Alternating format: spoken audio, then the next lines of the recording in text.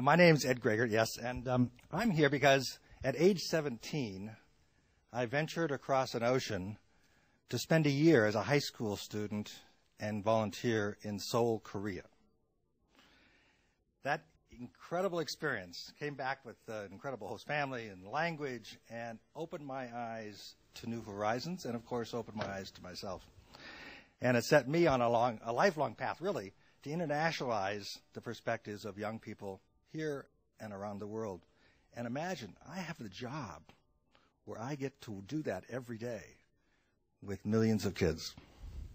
Well, you know, part of that career also was that I spent some time teaching Korean, Japanese, and Chinese history. And whenever I did that, I always had to make sure I had a map behind me. And today, just to be safe, I brought two. But they look very different. Can you look over the chairs and see them? What's different about them? You know, whenever, of course, you have a globe or something round and you put it on something flat, there's going to be distortion. You can't get around that.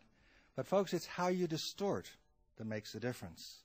And so, in a map where the land mass over there is approximately the size of the actual land, and when the equator is put up in the middle of the earth. What? The equator is not in the middle of the earth?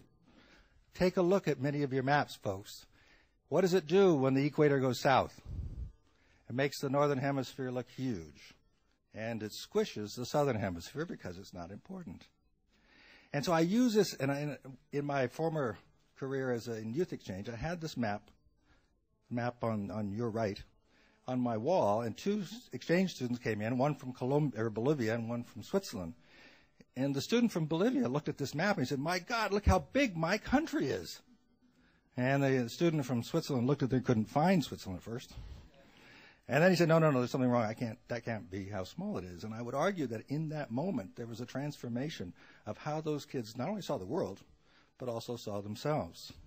And I use this analogy because for the first time in really human history, our young people and students have the potential to go beyond, to transcend the media and the filtered information that comes by way of textbooks and maps and TV, to go directly to the source. And who's that source? Their peers, anywhere in the world, using technology. So I asked this question, what if?